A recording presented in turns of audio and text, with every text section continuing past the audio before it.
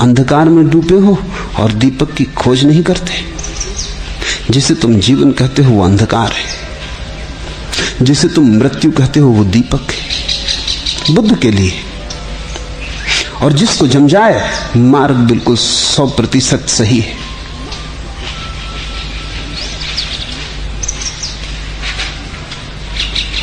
जब सब कुछ निरंतर जल रहा है। बुद्ध ने जिस रात घर छोड़ा, एर्नाल्ड ने अपने गीत में उस घटना का उल्लेख किया है। एर्नाल्ड का गीत बुद्ध पर लिखा गया श्रेष्ठतम गीत है। बौद्ध भी नहीं लिख सके हैं जो एर्नाल्ड ने लिखा। बड़े बड़े बौद्ध आचार्यों ने बुद्ध पर बड़े बड़े शास्त्र लिखे, लेकिन एर्नाल्ड का लाइट ऑफ एशिया अनूठा है।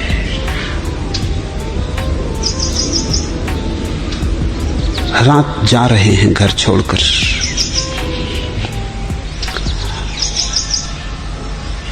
उनका सारथी उन्हें राज्य की सीमा के बाहर ले आता है। तब वो रथ से उतर जाते हैं और सारथी के, दीनहीन सारथी के वस्त्र मांगते हैं, अपने वस्त्रों से दे देते हैं। हिड़क मणियों के हारों से दे देते, बहुमूल्य सजावट उसे दे देते। कहते हैं ये मेरी भेंट, तेरे वस्त्र मुझे दे दे। सारथी रोने लगता है। वो कहता है ये आप क्या कर रहे हैं, आप कहां जा रहे हैं? वो रो रहा है। वो अपने बाल काट के भी उसे दे देते। उनके बड़े प्यारे बाल थे। वो सारथी कहता है आप ये क्या कर रहे हैं? सुंदर भवन है, साम्राज्य, पत्नी है, नया नया पैदा हुआ नवजात शिशु है। इस सब सुख को छोड़कर कहां जा रहे हैं? लोग इसी सुख की तलाश करते हैं, जीवन भर इसी की कामना करते हैं, स्वप्न देखते हैं और नहीं उपलब्ध कर पाते, रोते हैं। तुम्हें सब मिला है, तुम छोड़कर कहां जाते हो? मुझ बूढ़े की बात सुनो। मैंने जीवन देखा है, तुम अभी नए हो, अभी तुम अनुभवहीन हो। लौट चलो। बुद्ध कहते हैं लौट चलूं वहां जहां सिर्फ लपटे ही लपटे। तुम्हें महल दिखाई पड़ता है, मुझे सिर्फ लपटे ही लपटे दिखाई पड़ती। तुम्हें साम्राज्य दिखाई पड़ता है, मुझे चिताएं धू धू कर जलती दिखाई पड़ती। मेरी तुम्हारी दृष्टि अलग। मुझे तुम जाने दो। समझाता है सारथी कि ये पलायन है, ये भगोड़ापन है। बुद्ध कहते हैं जब घर में आग लगी हो तो आदमी भागता ही है। क्या घर में आग लगी हो, भागते हो को तुम कहोगे भगोड़े हो, भीतर बैठे रहो? नहीं, वहां कोई महल नहीं है। कल मैं एक गीत पढ़ता था, कोई नहीं, कोई नहीं, यह भूमि है हाला भरी, मधुपात्र मधुबाला भरी। ऐसा बुझा जो पा सके मेरे हृदय की प्यास को, कोई नहीं, कोई नहीं। सुनता समझता है गगन वन के विहंगों के वचन। ऐसा समझ जो पा सके मेरे हृदय उच्छ्वास को, कोई नहीं, कोई नहीं। मधुर की समुरण चल पड़ा, वन ले नए पल्लव खड़ा। ऐसा फिरा जो ला सके मेरे गए विश्वास को, कोई नहीं, कोई नहीं। बुद्ध वैसी दशा में है जहां जीवन का सारा विश्वास हाथ से छिटक गया, जहां जीवन में दबी मौत देखी, नृत्य में छिपे हुए अस्थि पंजर दिखाई पड़े, जहां महलों को धू धू कर जलता हुआ देखा, जहां सब ऊपर ऊपर टीमटाम है, भीतर भीतर मौत की तैयारी है, जहां ऊपर ऊपर हंसी खुशी है, फूल है, भीतर भीतर गहन अंधकार है, जहां सजावट है, श्रृंगार है, लेकिन सत्य नहीं। अब उनके विश्वास को कोई लौटा नहीं सकता। जब जीवन पर विश्वास उठ जाए तो फिर कोई उपाय नहीं है उस विश्वास को लौटा लेने का। फिर तो एक ही उपाय है कि मृत्यु में ही झांका जाए। जीवन से जो हट गया उसके पास फिर एक ही द्वार है कि मृत्यु से प्रवेश करे। तो बुद्ध कहते हैं जब सब कुछ निरंतर जल रहा है तब हंसी कैसी?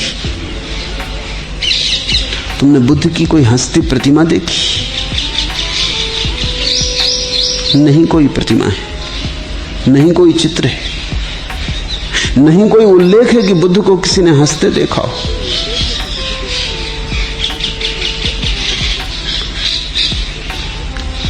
किसी ने उनके दांत भी देखे हो, इसका भी कोई उल्लेख नहीं।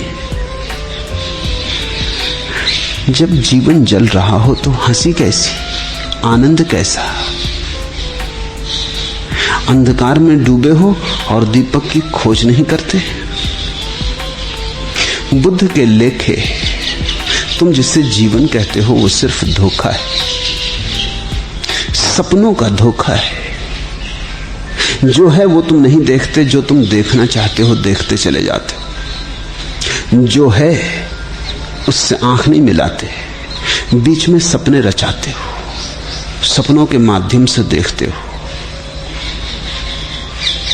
सपनों को ही अपने आसपास बसा के देखते हो। सौंदर्य की आकांक्षा है तुम्हारी जीवन में, सौंदर्य कहीं है नहीं। तुम्हारी आकांक्षा ही धोखा दे जाती है। धन तुम चाहते हो, धन जीवन में कहीं है नहीं। तुम्हारी चाह के कारण ही तुम भरोसा कर लेते हो कि होगा। यश तुम चाहते हो, पद तुम चाहते हो। जहां सभी चीजें कब्र पर समाप्त होती हो वहां कैसा यश? जहां यशस्वी भी आज नहीं कल औंधे मुंह धूल में पड़ा होता है, वहां कैसा यश? कहते हैं सिकंदर मरता था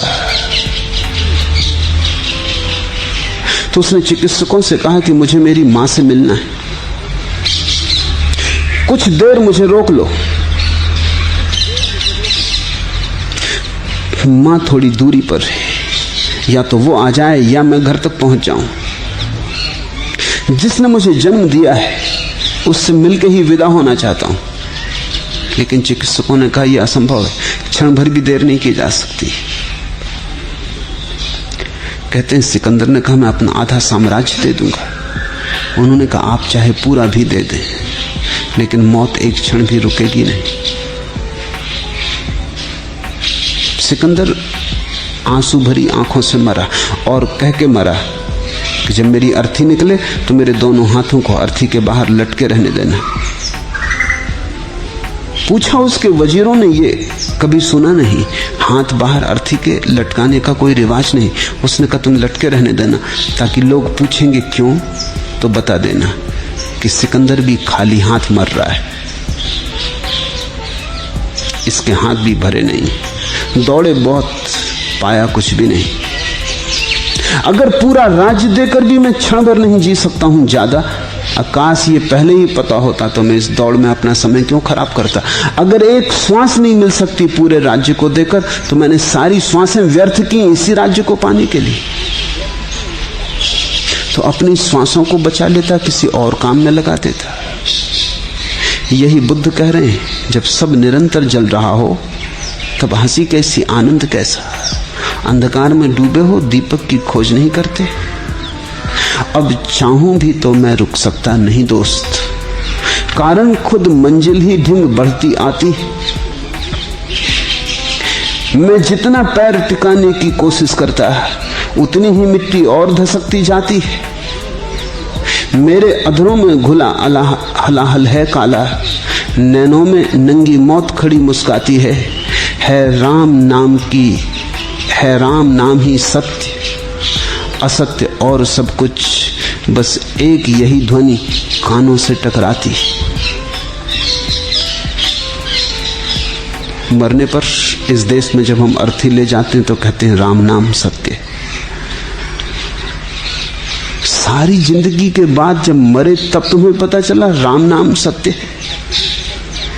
जिंदगी भर तो किन्हीं और चीजों को सत्य माना, धन को सत्य माना, पद को सत्य माना, यश को सत्य माना। जिंदगी भर तो कभी ना दोहराया, राम नाम सत्य मर के दोहराते हैं। बुद्ध कहते हैं गौर से देखो, जिसे तुम जीवन कहते हो वो क्षणभंगुर, वो गया गया, उस पर मुट्ठी बंध ही नहीं पाती। वो पारे जैसा है, जितना मुट्ठी बांधते हो उतना छिटकता बिखरता है।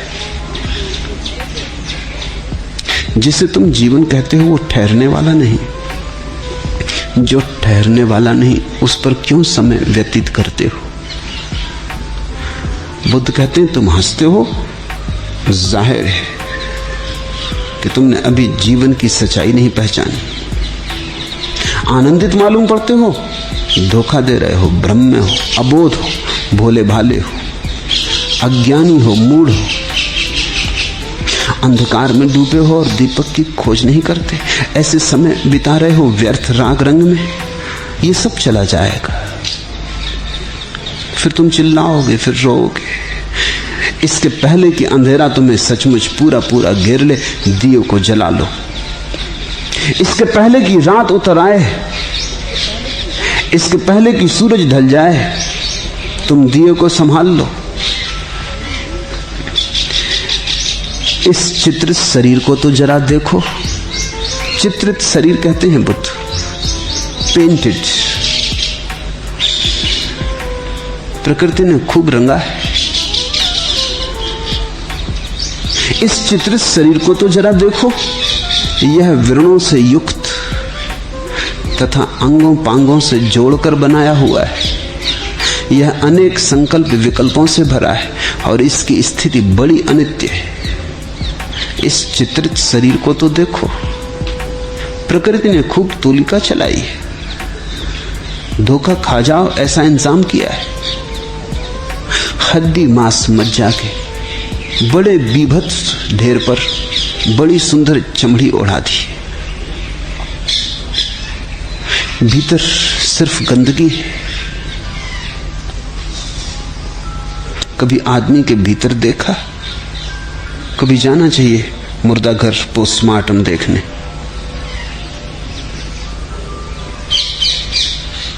बुद्ध अपने भिक्षुओं को मरघट भेजते थे, वहां जाओ, वहीं से ध्यान का स्मरण आएगा। बैठे रहो वहां, देखो जलती चिताओं को। तब तक देखते रहो जब तक कि तुम्हें यह ना दिखाई पड़ने लगे कि तुम जल रहे हो चिता पर। तब तक मत आना मरघट से। महीनों मरघट पे भेज देते थे, बैठे रहो। लोग आते, रोते, धोते, रखते, आग लगा जाते, शरीर जल जाता धू धू करके, घास फूस जैसा, राख पड़ी रह जाती, हड्डियां पड़ी रह जाती, जंगली जानवर घसीट ले जाते, कुत्ते भेड़िए आते। देखते रहना, देखते रहना। पहले तो दिखेगा कोई और मरा, फिर कोई और मरा, पर कब तक तुम ये झुठलाओगे कि ये मौत तुम्हारी भी मौत है, यही तुम्हारे साथ भी हो जाने वाला है। और जो होने ही वाला है, जो सुनिश्चित ही होने वाला है, वो हुआ ही है। दिन 2 दिन की देर है। पंक्ति में खड़े हो, आज किसी का नंबर आ गया, कल तुम्हारा आ जाएगा। कितनी देर लगेगी मौत के आने में? अब चाहूं भी तो मैं रुक सकता नहीं दोस्त, कारण खुद मंजिल ही ढिंग बढ़ती आती है। मैं जितना पैर टिकाने की कोशिश करता, उतनी ही मिट्टी और धसकती जाती है। कौन बचने की चेष्टा नहीं करता, पर कौन बच पाता है? कौन नहीं लड़ता? आखिरी दम तक लोग लड़ते ही रहते हैं, मौत से लड़ते रहते हैं, मगर कभी कोई जीता? और जब मौत हर हालत में जीत जाती है तो जीवन धोखा होगा। ये बुद्ध का तर्क है। बड़ी प्रसिद्ध सूफी कथा है। सम्राट सोलोमन सुबह सुबह सो के उठा ही था कि उसके वजीर ने घबराए हुए भीतर प्रवेश किया। वो इतना घबराया था, सुबह सुबह की ठंडी हवा थी, शीतल मौसम था चारों तरफ, लेकिन वजीर पसीने से लथपथ था। सोलोमन ने पूछा क्या हुआ? बिना पूछे एकदम भीतर चले आए और इतने घबराए हो, बात क्या है? उसने कहा बस ज्यादा समय खोने को मेरे पास नहीं, आपका तेज से तेज घोड़ा दे दे। रात सपने में मौत मुझे दिखाई पड़ी और मौत ने कहा तैयार रहना, कल शाम में आती हूं। सोलोमन ने पूछा तेज घोड़े का क्या करोगे? उसने कहा कि मैं भागूं, यहां से तो भागूं, इस जगह रुकना अब खतरे से खाली नहीं, तो मैं दमिश्क चला जाना चाहता हूं, सैकड़ों मील दूर। तेज से तेज घोड़ा दे दें, बातों में समय खराब ना करें, मेरे पास समय नहीं, बच गया लौट आऊंगा। सोलोमन के पास जो तेज से तेज घोड़ा था दे दिया गया। सोलोमन बड़ा हैरान हुआ। सोलोमन बड़े बुद्धिमान लोगों में एक था। उसने आंख बंद की, उसने मृत्यु का स्मरण किया, मौत प्रकट हुई। उसने पूछा ये भी क्या तरीके? उस गरीब वजीर को क्यों घबरा दिया? मारना हो मारो, बाकी पहले से आने का ये कौन सा नया हिसाब निकाला? मरते सभी हैं, मौत किसी को खबर तो नहीं देती, इसलिए तो लोग मजे से जीते हैं और मजे से मर जाते हैं। मौत खबर दे तो जीना मुश्किल हो जाए। ये कौन सी बात निकाली, ये कौन सा ढंग निकाला? मौत ने कहा मैं खुद मुसीबत में थी, इस आदमी को दमिश्क में होना चाहिए शाम तक, और ये यहीं सैकड़ों मील का फासला है। मैं खुद बेचैनी में थी कि ये होगा कैसे, दमिश्क में ऐसे मुझे लेना है आज शाम, इसलिए चौंकाया उसे। कहां है वो आदमी? सोलोमन ने कहा कि वो गया दमिश्क की तरफ।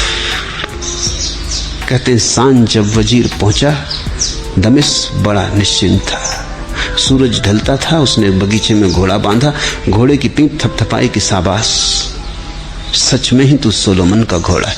ले आया सैकड़ों मील दूर। तभी उसके कंधे पे कोई हाथ पड़ा। उसने कहा तुम ही धन्यवाद मत दो, धन्यवाद मुझे देना चाहिए। पीछे लौटा, देखा मौत खड़ी थी। घबरा गया। उसने कहा घबराओ मत, घोड़ा निश्चित ही तेज। मैं खुद ही परेशान थी कि इंतजाम यही है, खबर मेरे पास यही आई है कि दमिश्क में सांझ तुम्हें सूरज ढले तब लेना है। मैं खुद डरी थी कि अगर तुम भागे ना उस गांव से तो तुम दमिश्क पहुंचोगे कैसे, मगर घोड़ा ठीक समय पर ठीक जगह ले आया। यहीं तुम्हें मरना है। तुम कहीं से भी जाओ, कैसे भी जाओ, गरीब की तरह जाओ, अमीर की तरह जाओ, फकीर की तरह जाओ, बादशाह की तरह जाओ, सब मरघट पे पहुंच जाते हैं। सभी रास्ते वहां ले जाते हैं। लोग कहते हैं सभी रास्ते रोम ले जाते हैं, पता नहीं, सभी रास्ते मरघट जरूर ले जाते। रोम भी एक तरह का मरघट है, बड़ा पुराना, प्राचीन, खंडहरों के सिवाय कुछ भी नहीं, वहीं ले जाते हैं।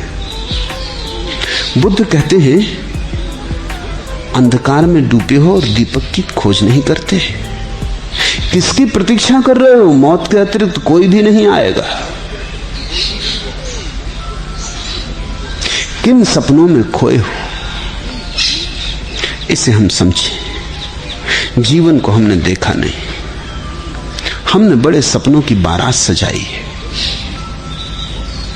हम किसी दुल्हन की प्रतीक्षा कर रहे हैं, विवाह रचाने की बड़ी योजना बना रखी। हम खूब खूब कल्पना किए बैठे हैं, ऐसा हो, ऐसा हो, ऐसा हो। इसकी वजह से हम देख नहीं पाते कैसा है। तुम्हारा रोमांस,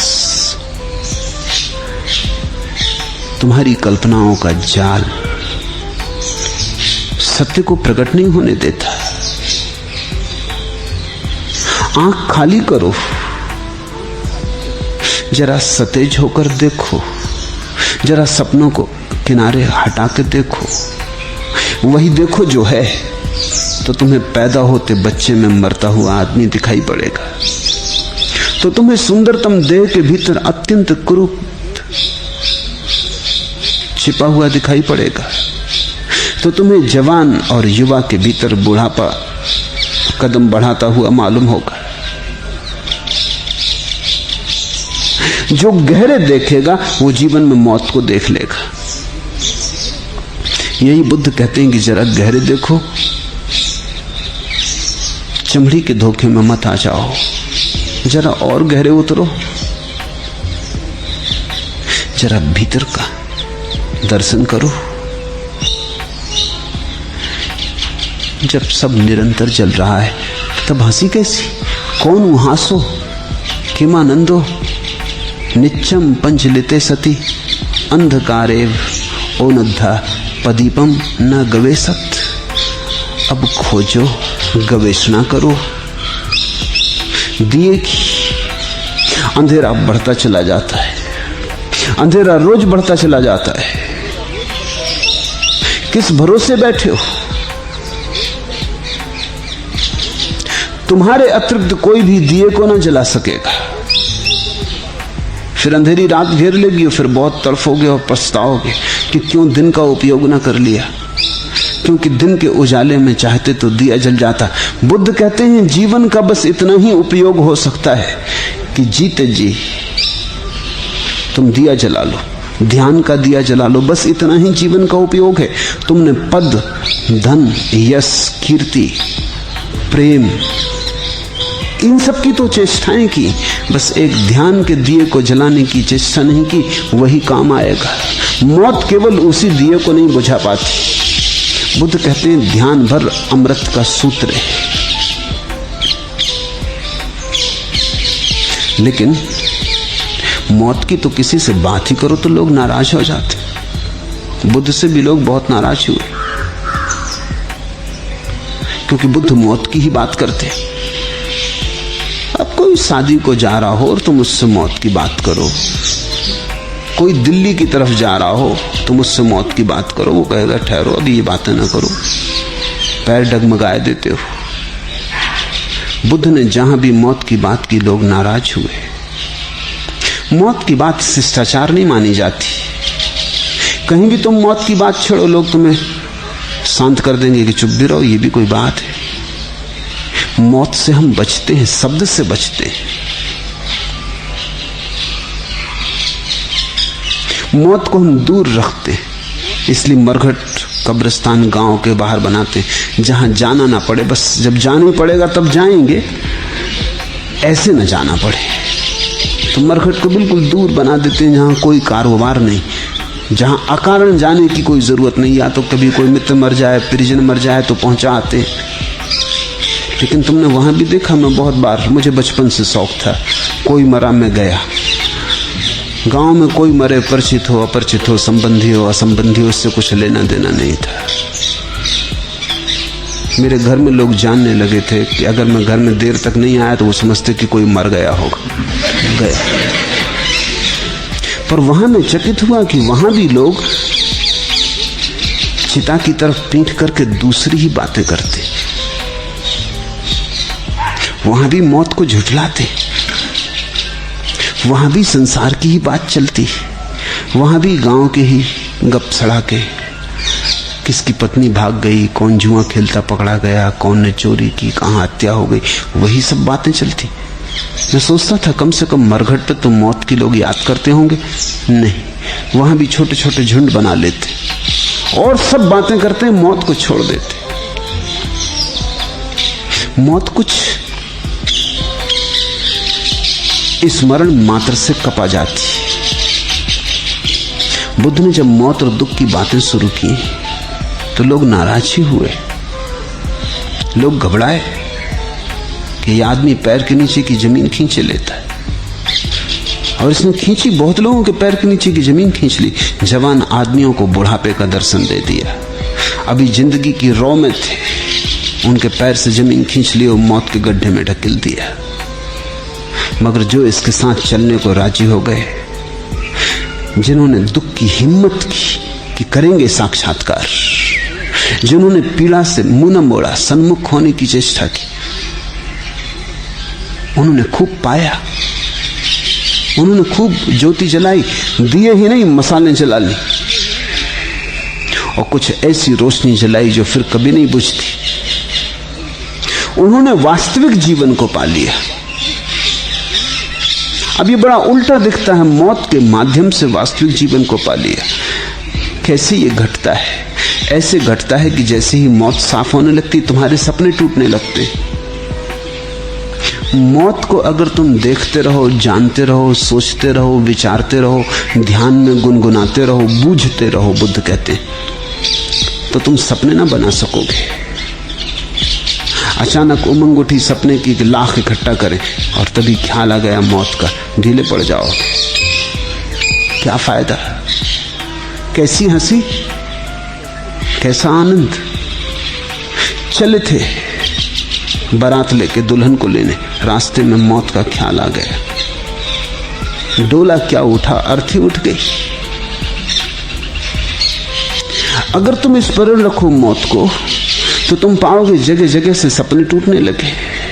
और सपने कुछ ऐसे हैं, सपनों का स्वभाव कुछ ऐसा है कि टूटने लगे एक बार तो तुम उन्हें फिर ना संभाल सकोगे, बड़े नाजुक है।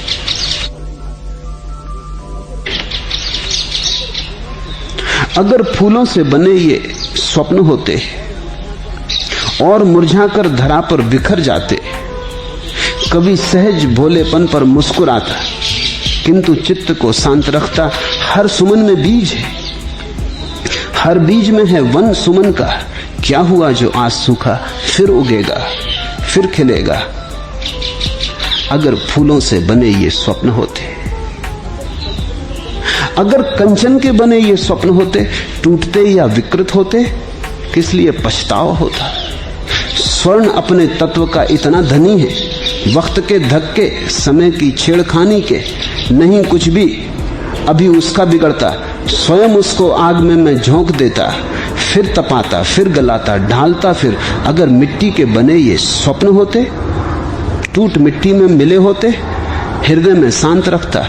मृत्तिका की सर्जना संजीवनी में है बहुत विश्वास मुझको, वह नहीं बेकार होकर बैठती है।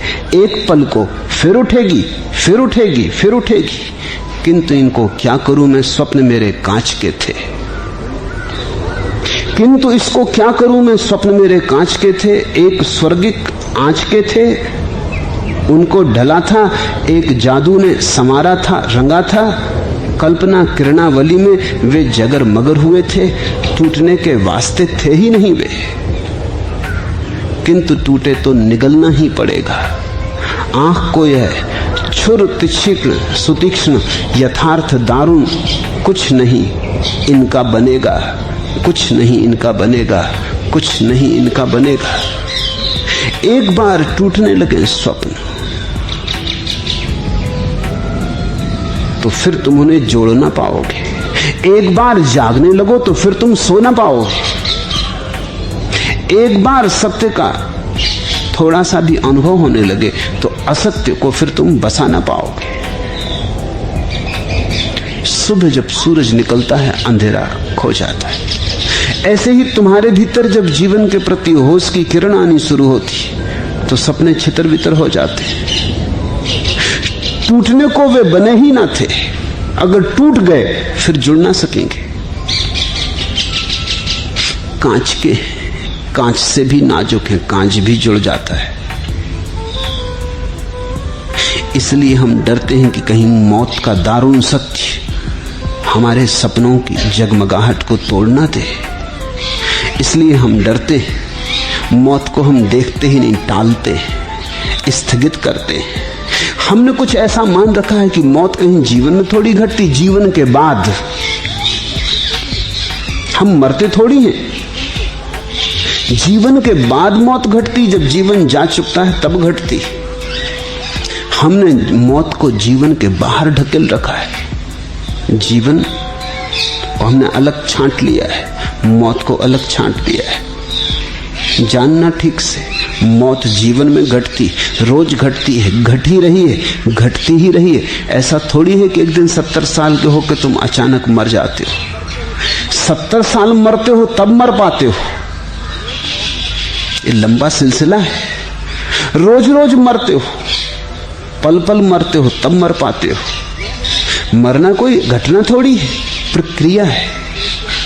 ऐसा थोड़ी कि एक दिन अचानक जीवित थे हो फिर मर गए। ऐसा हो भी कैसे सकता है? जीवित होते तो मर कैसे जाते? मर ही रहे थे, इसलिए मर गए। बुद्ध से पूछो तो वो कहेंगे जन्म के साथ ही मौत शुरू हो जाती। जन्म का दिन ही मौत का दिवस है। इधर जन्मा नहीं बच्चा, मरने लगा। 2-4 सांस ली, उसका अर्थ 2-4 सांस मर गया। 2-4 दिन जिया, उसका मतलब 2-4 दिन मर गया। मौत आगे बढ़ गई। जन्म में ही छुपी आ जाती, जन्म का रूप लेके आ जाती। जन्म आवरण है मृत्यु का। निश्चित ही लोग नाराज हुए, वो बुद्ध को क्षमा न कर सके। इस जमीन से ही बुद्ध को उखाड़ फेंका। ये आदमी कुछ घबराने वाला साबित हुआ। जीवन की बात करता है, प्रभु के गीत गाता, हम स्वीकार कर लेते, क्योंकि जीवन के गीत और प्रभु के गीत कहीं न कहीं हमारे सपनों के साथ मेल भी खा जाते। मेल ही नहीं खा जाते, शायद हमारे सपनों को बड़ा बल दे जाते। हमने इसका बड़ा सम्मान किया होता, लेकिन इस आदमी ने धक्के दे दे के हमें जगाने की कोशिश की।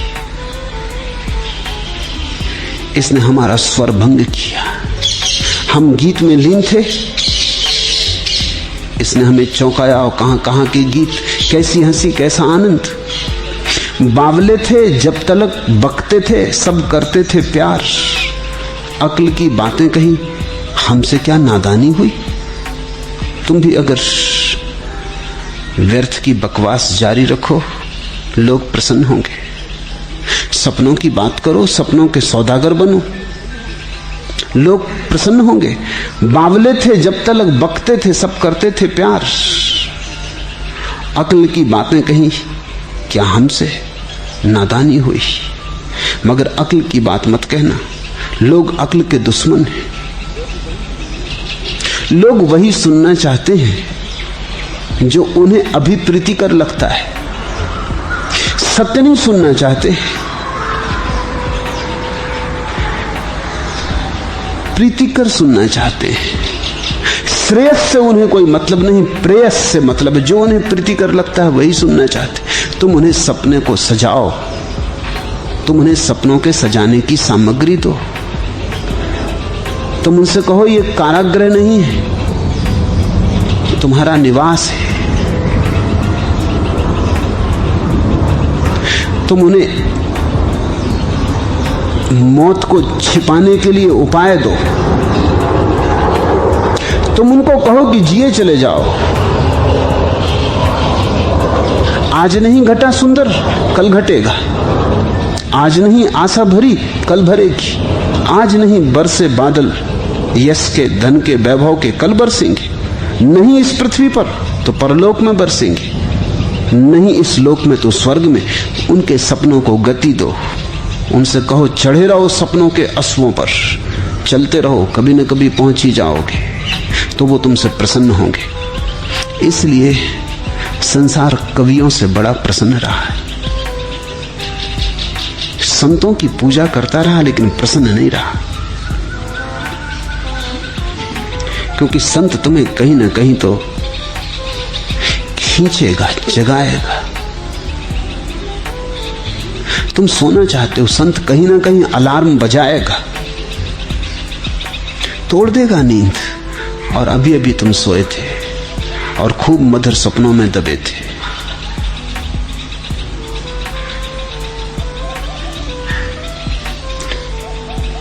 मैंने सुना है कि मुल्ला नसरुद्दीन की पत्नी ने एक दिन सुबह उसे उठाया। वो बड़ी चौंकी। जैसे ही उसने आंख खोली, जल्दी से आंख बंद कर ली और बोला, अच्छा कोई हर्जा नहीं, 99 ही ले लेंगे। उसकी पत्नी ने कहा, मामला क्या है, किससे बातें कर रहे हो? बड़े क्रोध से उसने आंखें खोली और कहा, ना समझ, एक बड़ा मधुर सपना देख रहा था। एक देवदूत खड़ा था और वो कहता था, मांग ले, क्या मांगना है। मैं उससे 100 रुपए की जिद कर रहा था, वो कहता था 99 देंगे। और बेवक्त तूने उठा दिया, जगा दिया, सब गड़बड़ कर दिया। मैं आंख भी बंद करता हूं, वो नदारत है, दिखाई नहीं पड़ता। अब मैं 99 भी लेने को राजी हूं, 98 से भी चलेगा। अभी तेरी जो मर्जी हो दे दे, मगर अब यहां कोई है ही नहीं।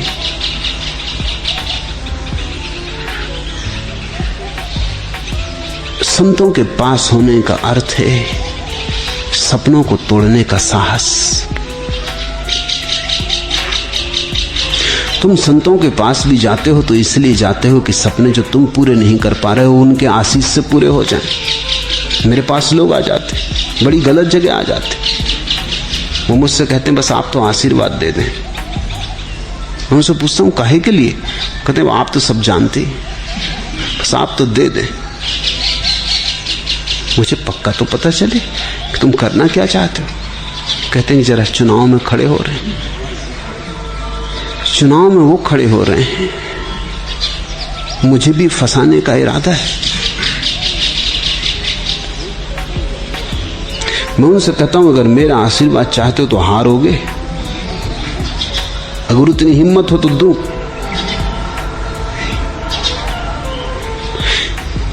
चुनाव में जीतने का आशीर्वाद?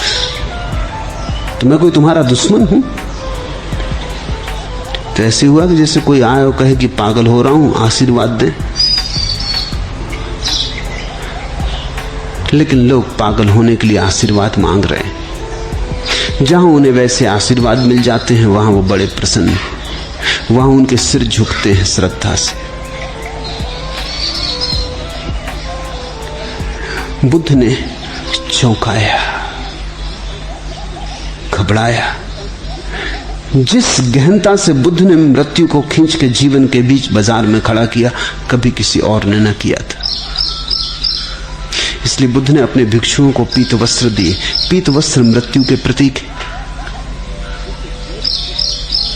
जैसे गैरिक वस्त्र जीवन के प्रतीक हैं, वैसे पीत वस्त्र मृत्यु के प्रतीक। पीलापन, पत्ता जब मरने लगता तो पीला हो जाता।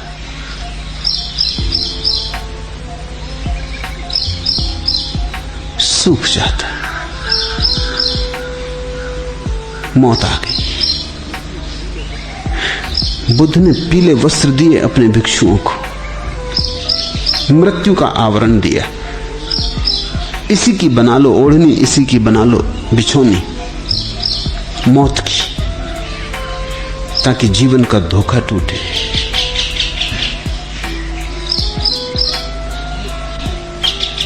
बुद्ध ने अपने सन्यासी को भिक्षु कहा। इस देश में सन्यासी सदा से स्वामी कहा गया है। बुद्ध ने कहा यहां मालिकियत कैसी? इस जीवन में और मालिकियत? यहां तो सब भिखारी हैं, यहां तो भिक्षु होना ही सत्य है, ये तुम्हें याद रहे। यहां तो सभी भिक्षा पात्र लिए, ये तुम्हें भूले ना, ये तुम्हें स्मरण रहे। बुद्ध ने सब भांति जीवन का निषेध किया है, क्योंकि मृत्यु उनका द्वार है। इस चित्रित शरीर को तो देखो, यह व्रणों से युक्त अंगों पांगों से जोड़कर बनाया गया है। बुद्ध ने कहा कि जो चीज भी जोड़कर बनाई जाती है वो टूटेगी। अजोड़ को खोजो, जोड़े से मत जुड़े रहना। जो चीज भी जोड़कर बनाई जाती है वो टूटेगी, क्योंकि जोड़ कब तक बने रहेंगे? मकान बनाया तो जोड़ से बनाया, ईंटें जोड़ी, टूटेगा। रथ बनाया, जोड़ के बनाया, टूटेगा।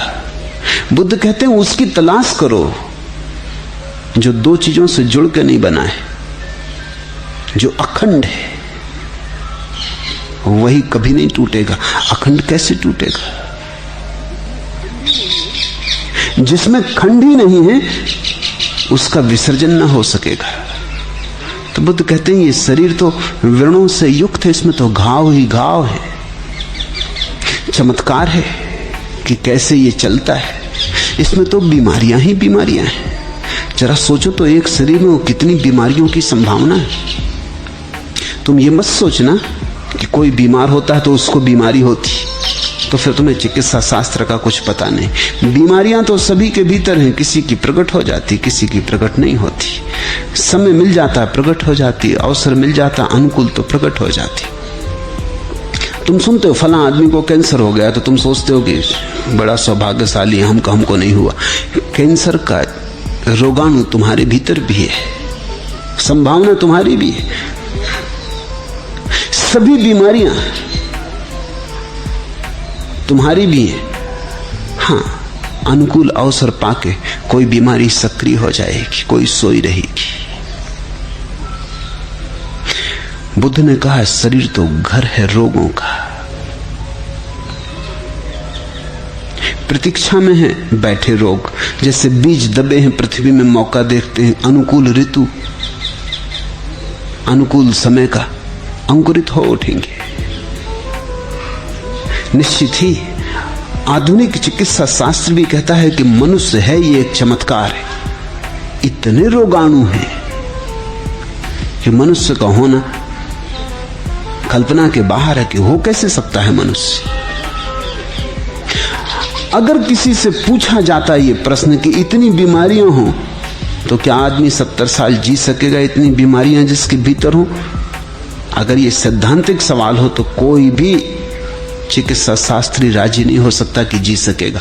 आदमी चमत्कार है, इतने रोगों के रहते जी लेता, घसीट लेता है, चल लेता है, किसी तरह गुजार लेता है। जीवेशना इतनी प्रबल है आदमी की, इसलिए जी लेता है। तुमसे मैं एक बात कहूं, आधुनिक नवीनतम खोजें चिकित्सा की कहती हैं कि जिस आदमी के भीतर से जीवेशना चली जाती है उसके भीतर रोगों के हमले बढ़ जाते। जो लोग रिटायर हो जाते हैं काम धंधे से, जीवन से, वो 10 साल पहले मर जाते, जीवेशना चली जाती। पहले डिप्टी कलेक्टर थे या कलेक्टर थे या पुलिस सुपरिंटेंडेंट थे या और किसी तरह की नासमझी थी, लोग नमस्कार करते थे फिर रिटायर हो गए, अब कोई देखते ही नहीं। कल जो लोग नमस्कार करते थे वो पहचानते ही नहीं, अब वो दूसरे को नमस्कार करें क्योंकि दूसरा डिप्टी कलेक्टर हो गया, अब तुम्ही को करते रहे। तो हाथों की भी सीमा है, नमस्कार की भी सीमा है। अब हाथ कहीं और झुकने लगे क्योंकि कहीं और ताकत चली गई। भूतपूर्वों को कहां तक नमस्कार करो। मैं देश में घूमता था तो मैं कम से कम 300 ऐसे लोगों से परिचित हूं जो भूतपूर्व मंत्री, भूत प्रेत की भांति। अब इनको कौन नमस्कार करे, कौन इनकी फिक्र करे? जिंदा भूत दूसरे बैठे, उनकी तरफ नमस्कार जाती। रिटायर हुआ आदमी जिंदगी से ऐसे हट जाता है जैसे तुम सुबह कूड़ा करकट बाहर के ढेर पर फेंक आते हो, एकदम व्यर्थ हो जाता है। बच्चे बड़े हो गए, उनकी अपनी दुनिया हो गई, वो चले गए, हाथ से काम चला गया, काम गया तो काम के साथ जुड़ी प्रतिष्ठा चली गई। घर में भी जो हैं बच्चे अगर, तो वो भी सोचते हैं कि बूढ़ा है, सठिया गया, कोई सुनता नहीं। अचानक जीने की आकांक्षा शिथिल हो जाती है, अब जी के भी क्या करेंगे। जीवेशना शिथिल हुई, बीमारियों का हमला हुआ। उस व्यक्ति को कोई चिकित्सा शास्त्र नहीं बचा सकता है जिसके भीतर से जीने की आकांक्षा चली गई। इसलिए चिकित्सक कहते हैं कि एक ही बीमारी हो, एक से शरीर हो, एक सी स्थिति हो तो भी एक बच जाता है, दूसरा नहीं बच पाता। बच जाता है वो जिसकी जीने की आकांक्षा प्रबल है। जिसकी जीने की आकांक्षा प्रबल नहीं है वो खुद ही शिथिल होकर डूब जाता है। जीवेशना जिला रही है, इसलिए तुम 70 साल खींच लेते हो। ये बड़ा पतला धागा है लेकिन इससे तुम लटके रहते हो, किसी तरह गुजार लेते हो। बुद्ध का सारा शास्त्र यही है कि जीवेशना ही तुम्हारे दुखों का आधार है। जीवेशना जाने दो, क्योंकि मौत तो आएगी ही, इसलिए तुम मौत को स्वीकार ही कर लो। तुम्हारी मृत्यु की स्वीकृति में ही तुम्हें पहली दफे अपने स्वभाव का दर्शन होगा, तुम्हें अनुभव होगा कि मैं कौन। जब तक तुम जीवन की महत्वाकांक्षा से भरे हो तब तक तुम जीवन की गहनतम स्वभाव की, स्वरूप की स्थिति को न जान पाओगे। इस चित्रित शरीर को तो देखो। ये कठिन होगा लेकिन इसे स्वीकार करना होगा और छाती वज्र करके सत्य तीखा आज यह स्वीकार मैंने कर लिया है, स्वप्न मेरे ध्वस्त सारे हो गए।